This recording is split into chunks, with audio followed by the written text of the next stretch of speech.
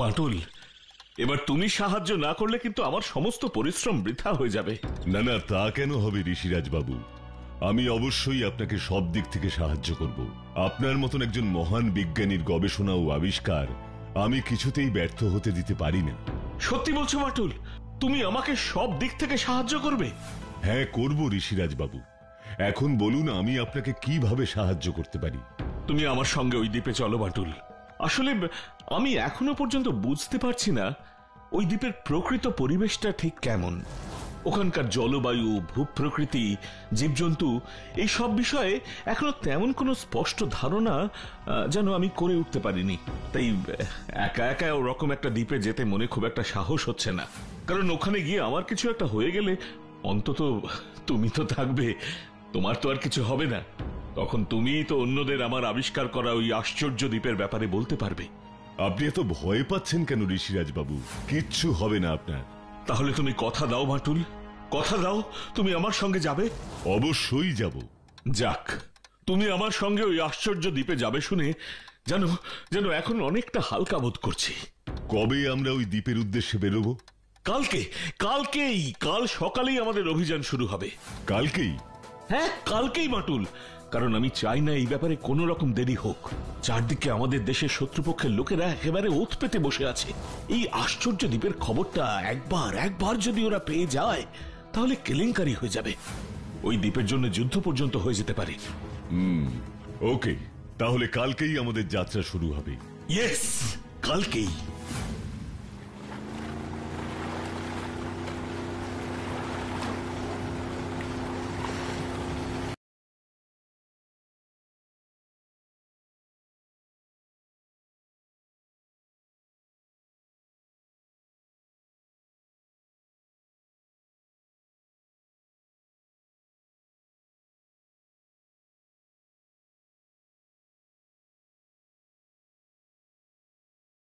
সেই আশ্চর্য দ্বীপ বিজ্ঞানী ঋষিরাজ। বলছি একটু অপেক্ষা করো মাটুল।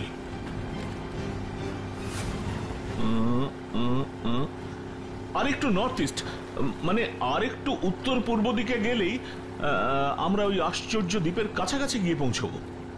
ওকে মিস্টার থমাস, আমাদের বোটটা উত্তর পূর্ব দিকে নিয়ে চলুন। Okay mister Batul.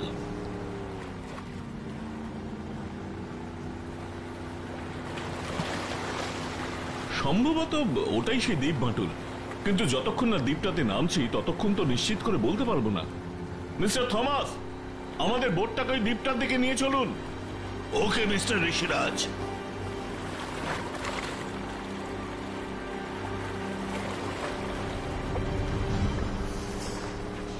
এবার আমাদের বোট থেকে নামতে হবে বাটুল। হ্যাঁ, চলুন।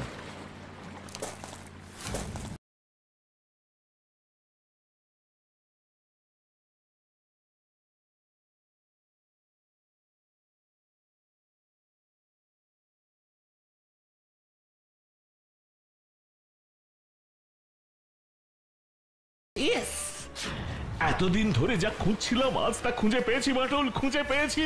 কি কি খুঁজে পেয়েছেন ঋষিরাজ বাবু? সে আমি তোমাকে বলবো না বাটুল, তোমাকে বলবো না। এইভাবে উদ্ভ্রান্তের মতো ছুটবেন না ঋষিরাজ বাবু, আপনার বিপদ হতে পারে। আমার আর কোনো বিপদের ভয় নেই। এবার আমি হয়ে যাব পৃথিবীর সব থেকে ধনী মানুষ। আমার মতন বড় লোক এই পৃথিবীতে আর কেউ থাকবে না।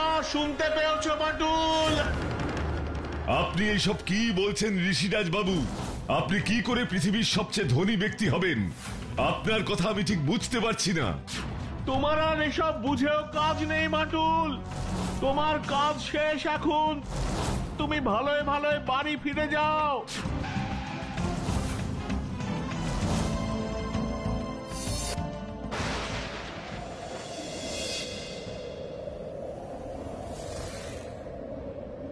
তোমাকে নিয়ে এসেছিলাম শুধু নিজের কথা ভেবে, যাতে কোনো বন্য জীবজন্তু আমাকে আক্রমণ করলে তুমি আমাকে বাঁচাতে পারো।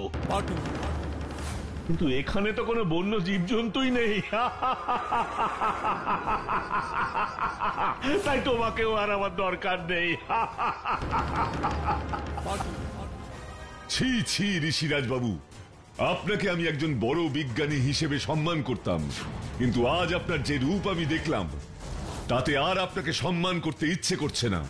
শোনো বাটুল, শোনো, তোমার ওইসব সম্মানের আমার কোনো দরকার নেই। আমার যেটা দরকার সেটা আমি পেয়ে গেছি। এক বিশাল সোনার গুপ্ত ভান্ডারের খোঁজ আমি পেয়ে গেছি। ভাবছো কিভাবে পেলাম? তাহলে মরার আগে শুনে যাও, আমার এই চশমা আমাকে সেই বিশাল গুপ্ত সোনার ভান্ডারের খোঁজ দিয়েছে। বিশাল গুপ্ত সোনার ভান্ডার। আপনার ওই চশমার সাহায্যে আপনি ওই সোনার ভান্ডারের খোঁজ পেয়েছেন? হ্যাঁ, কেন তোমার বিশ্বাস হচ্ছে না? আমার এই চশমাটাকে কোনো সাধারণ চশমা ভেবো না। তোমার কাছে যে দূরবীনটা আছে তার থেকে 1000 গুণ শক্তিশালী আমার এই চশমা। এই চশমাটা আমি আমার গবেষণাগারে অনেক দিন ধরে অনেক পরীক্ষা নিরীক্ষার পর বানিয়েছি। আর এই চশমা দিয়েই আমি প্রথমে দেখেছিলাম ওই সোনালী আভা, ওই সোনালী আভা। ইউরেকা! এবার এই চশমা দিয়েই আমি এমন অনেক কিছু দেখতে পাবো যা আমি ছাড়া আর কেউ দেখতে পাবে না।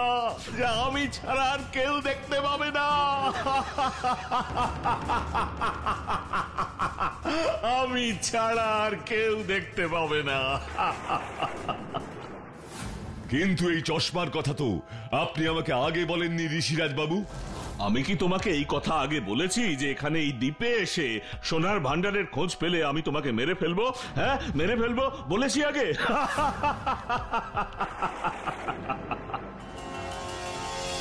কিন্তু আপনার সেই ইচ্ছে কোনোদিনই পূরণ হবে না ঋষিরাজ বাবু। নিজের ভালো চান তো এক্ষুনি গুলি চালানো বন্ধ করুন। তোমাকে না শেষ করা পর্যন্ত আমি এই গুলি চালিয়ে যাব। শুনতে পেয়েছো বাটুল?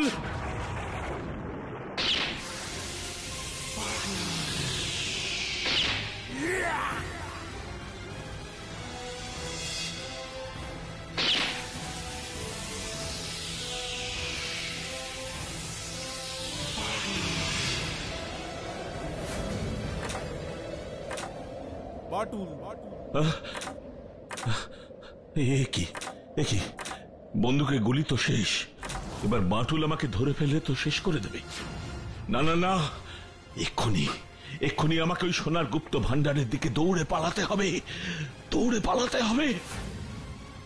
আর ওই দিকে যাবেন না ঋষিরাজ বাবু। হিরে আসুন।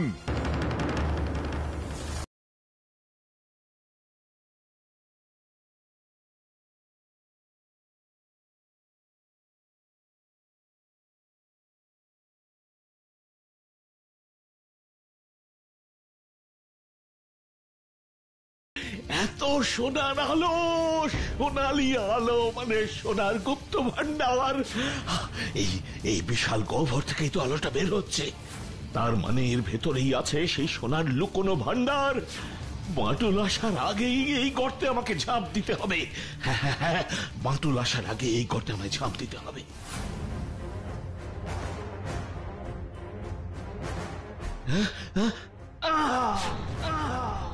বাটুল, ও নো! এটা ঋষিরাজ বাবু কি করলেন? সোনার লোভেই গর্তে ঝাঁপ দিলেন। ঋষিরাজ বাবু!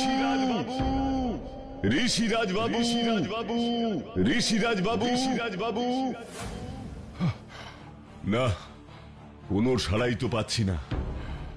ঋষিরাজ বাবুকে বাঁচানোর জন্য আমাকেও এই গর্তে ঝাঁপ দিতে হবে।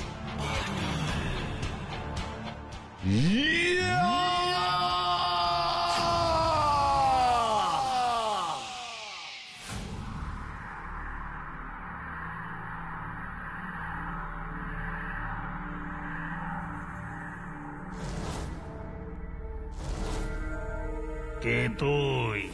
আমি বাটুল। ঋষিরাজ বাবুকে আপনারা ছেড়ে দিন। না, ছাড়বো না।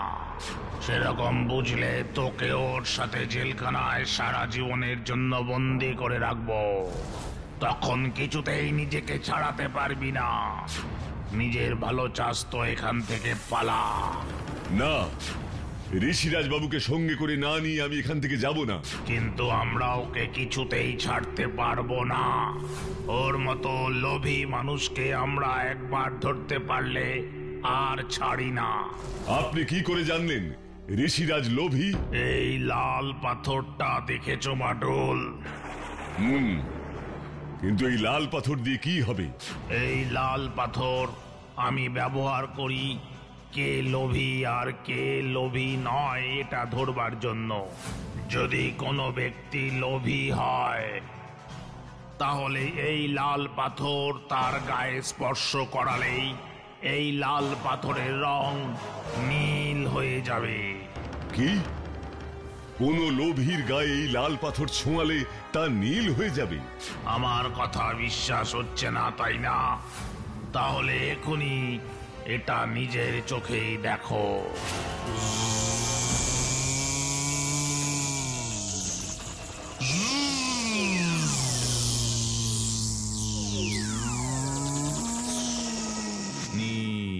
এবার বিশ্বাস হলো তো ঋষিরাজ বাবু আসলে একজন লোভী লোক। এবার দেখো এই লাল পাথর আমি তোমার গায়ে স্পর্শ করব, তারপর দেখো কি হয়।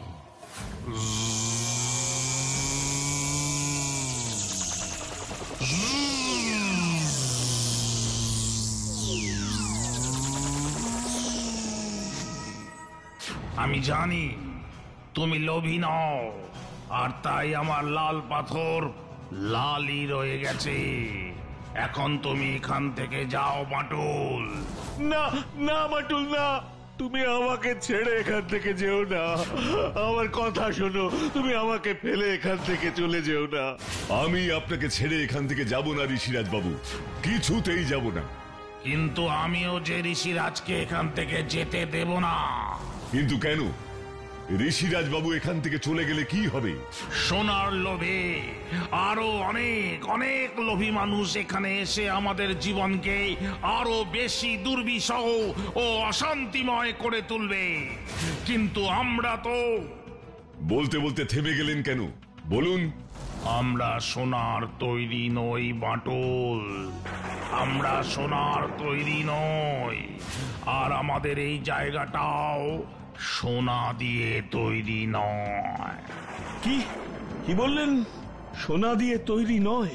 না না না, সোনা দিয়ে তৈরি নয়।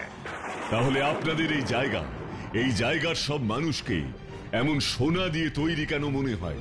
তাহলে শোনো, আজ থেকে অনেক অনেক দিন আগে এক ভিন গ্রহের প্রাণী আমাদের এই দ্বীপে আসে। তারপর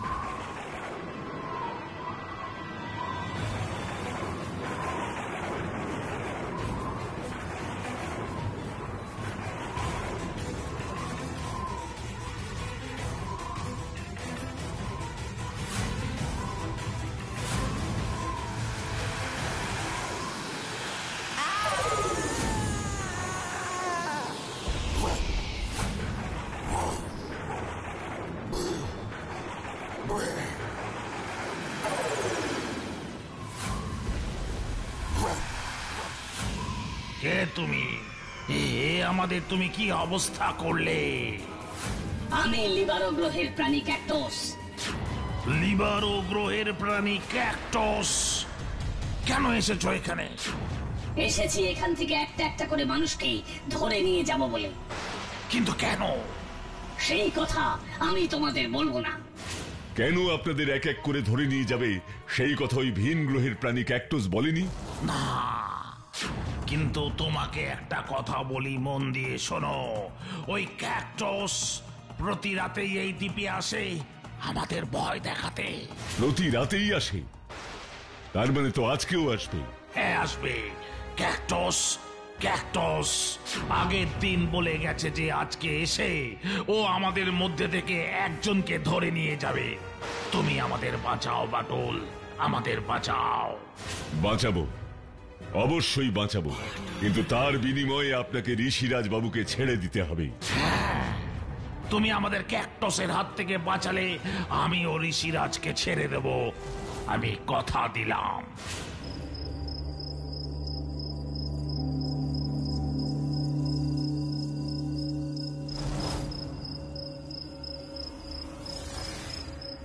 রাত তো অনেক হলো, কিন্তু এখনো তো ক্যাকটাস এলো না। ও আজ রাতে আসবে তো?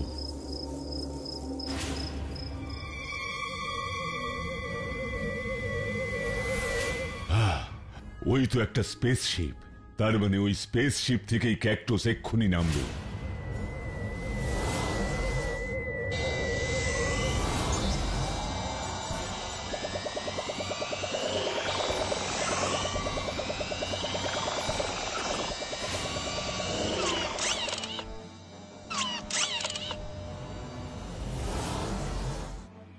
ক্যাকটাস, কে তুই? আমি বাটুল। তুই এখানে কেন এসেছিস? এখানকার মানুষদের তোর হাত থেকে উদ্ধার করতে আমি এখানে এসেছি ক্যাকটাস।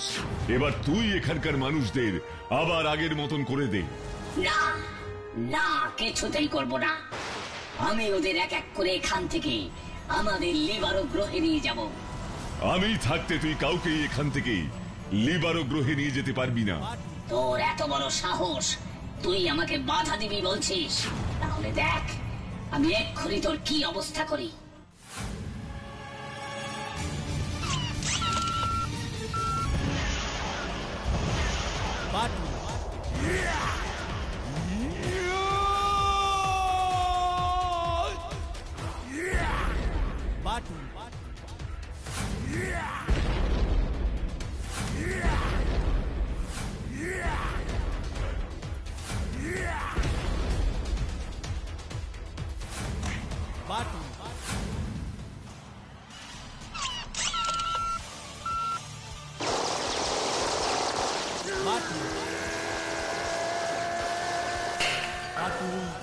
এবার আমি তোকে আমার ব্লু রে দিয়ে পাথরে করে দেব।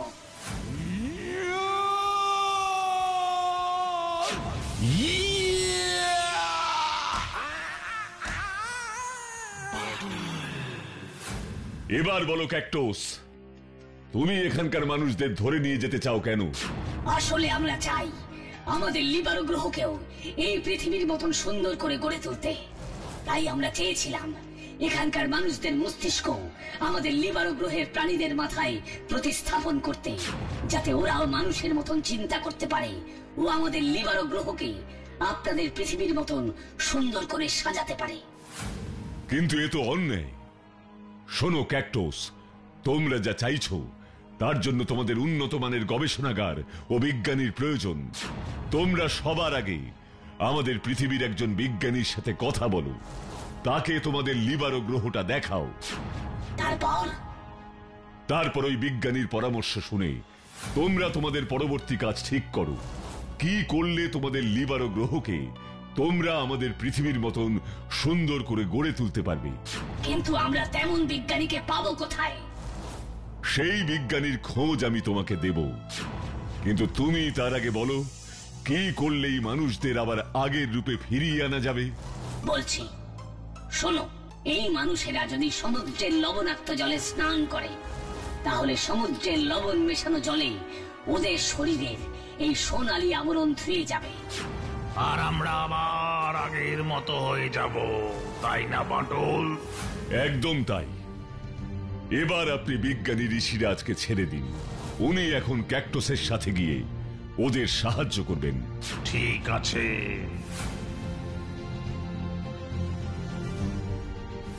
By bye mister Rishiraj, bye bye cactus, bye bye Batul, আবার দেখা হবে বন্ধু, আবার দেখা হবে।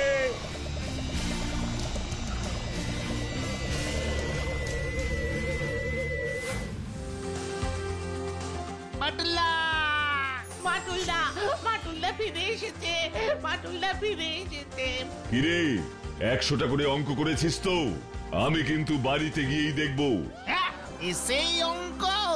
অঙ্ক তো করতেই হবে, কি তাই না?